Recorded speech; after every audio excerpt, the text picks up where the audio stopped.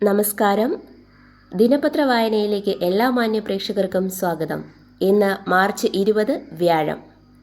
ഇന്ന് ലോക സന്തോഷ ദിനം. ഏതു ജീവിതാവസ്ഥയിലും സന്തോഷത്തോടെ മുന്നേറാൻ പ്രിയപ്പെട്ട പ്രേക്ഷകർക്ക് കഴിയട്ടെ എന്ന് ആശംസിക്കുന്നു. ഒപ്പം ഇന്ന് ലോക ദന്താരോഗ്യ ദിനം കൂടിയാണ്. മാനസിക സമ്മർദ്ദം ദന്തരോഗത്തിന് കാരണമാകും. അതിനാൽ ടെൻഷൻ വേണ്ടേ വേണ്ട. ആദ്യ പേജിൽ നിന്ന് തന്നെ നമുക്ക് തുടങ്ങാം. ബഹിരാകാശ നിലയത്തിൽ 287 ദിവസം നീണ്ട താമസത്തിനു ശേഷം തിരികെ വന്ന സുനിത വില്യംസിനും ബുച്ച് വിൽമോറിനും മറ്റ് 2 യാത്രികർക്കും ഇനി 45 ദിവസം കരുതൽവാസം. ഭൂമിയുടെ ഗുരുത്വബലവുമായി ഇവരുടെ ശരീരം പൊരുത്തപ്പെടാനുള്ള പരിശീലനം ഇക്കാലയളവിൽ നൽകും. വിഴിഞ്ഞം രാജ്യാന്തര തുറമുഖത്തെ ദേശീയ റെയിൽവേ ശൃംഖലയുമായി ബന്ധിപ്പിക്കുന്ന ബാലരാമപുരം വിഴിഞ്ഞം റെയിൽവേ പദ്ധതിക്ക് മന്ത്രിസഭയുടെ അംഗീകാരം. മുണ്ടക്കൈ ചൂരൽമല പുനരധിവാസം അന്തിമ പട്ടികയിൽ 402 ഗുണഭോക്താക്കൾ. സെക്രട്ടേറിയറ്റിനു മുന്നിൽ രാപകൽ സമരം നടത്തുന്ന ആശാവർക്കർമാരുമായി മന്ത്രി വീണ ജോർജ് നടത്തിയ അനുരഞ്ജന ചർച്ച പരാജയപ്പെട്ടു. നഗരത്തിലും പരിസരങ്ങളിലും 2 ദിവസം വെള്ളം മുടങ്ങും. പ്രധാനപ്പെട്ട ചില നിർമ്മാണ നവീകരണ ജോലികളുടെ ഭാഗമായാണിത്. 26 രാവിലെ 8 മുതൽ 28 രാവിലെ 8 മണി വരെയാണ് ജലവിതരണം മുടങ്ങുക. ചൊവ്വാഴ്ച രാത്രി പെയ്ത മഴയിൽ ചാല മാർക്കറ്റ് പൂർണ്ണമായി മുങ്ങി. കടകളിൽ വെള്ളം കയറി ലക്ഷങ്ങളുടെ നഷ്ടം. റോഡ് നിർമ്മാണം പൂർത്തിയാകാത്തതാണ് വെള്ളപ്പൊക്കത്തിന് കാരണമെന്ന് വ്യാപാരികൾ ആരോപിച്ചു.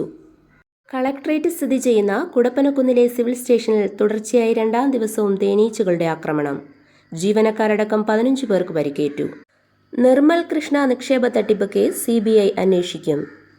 CBIക്ക് കൈമാറാൻ സംസ്ഥാന സർക്കാർ ശുപാർശ ചെയ്തതോടെ കേസ് വഴിത്തിരിവിലെത്തുമെന്ന പ്രതീക്ഷയിൽ 16,000-ഓളം നിക്ഷേപകർ.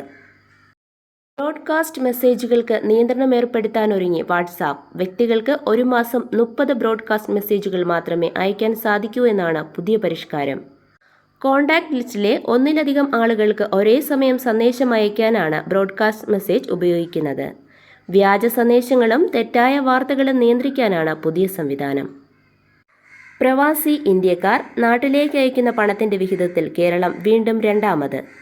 കഴിഞ്ഞ സാമ്പത്തിക വർഷം രാജ്യത്തേക്ക് വന്ന പ്രവാസി പണത്തിന്റെ 19.7% കേരളത്തിലാണ്. ഗൾഫ് രാജ്യങ്ങളിൽ നിന്നാണ് പണ്ട് കൂടുതൽ പണം എത്തിയിരുന്നതെങ്കിൽ ഇപ്പോൾ US, UK പോലുള്ള രാജ്യങ്ങളിൽ നിന്നാണ് കൂടുതലും എത്തുന്നതെന്ന് സർവേകൾ തെളിയിക്കുന്നു. സ്വർണ്ണവിലയിൽ വീണ്ടും വർധന. ഇന്നലെ ഗ്രാമിന് 40 രൂപ വർദ്ധിച്ചു. കൊല്ലത്തെയും കോട്ടയത്തെയും കരിമീനിന് കേന്ദ്ര സർക്കാരിന്റെ കൈത്താങ്ങ്. ഈ ജില്ലകളിൽ കരിമീനിന്റെ ഉൽപാദനം, സംരക്ഷണം, തൊഴിൽ, വരുമാന പദ്ധതികൾക്ക് കേന്ദ്ര സഹായം ലഭിക്കും. അഭിനന്ദനവുമായി ISRO, ആഹ്ലാദത്തിൽ ഇന്ത്യ.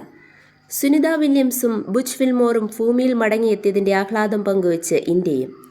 രാഷ്ട്രപതി ദ്രൗപദി മുർമു, പ്രധാനമന്ത്രി നരേന്ദ്രമോദി, കേന്ദ്രമന്ത്രിമാർ, മുഖ്യമന്ത്രിമാർ തുടങ്ങിയവരുൾപ്പെടെ പ്രമുഖർ സന്തോഷം പങ്കുവച്ചു.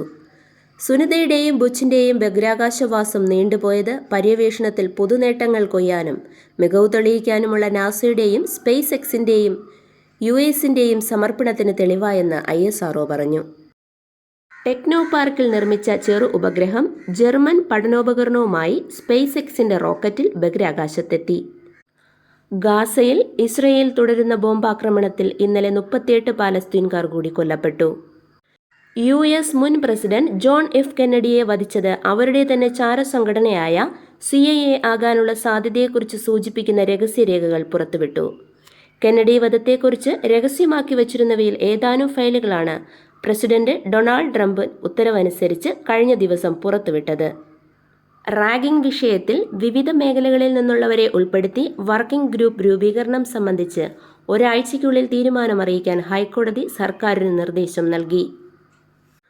മുണ്ടക്കൈ ചൂരൽമല പുനരധിവാസം. എൽസ്റ്റൺ എസ്റ്റേറ്റിന്റെ 64.4 ഹെക്ടർ 26.56 കോടി നൽകി ഏറ്റെടുക്കും.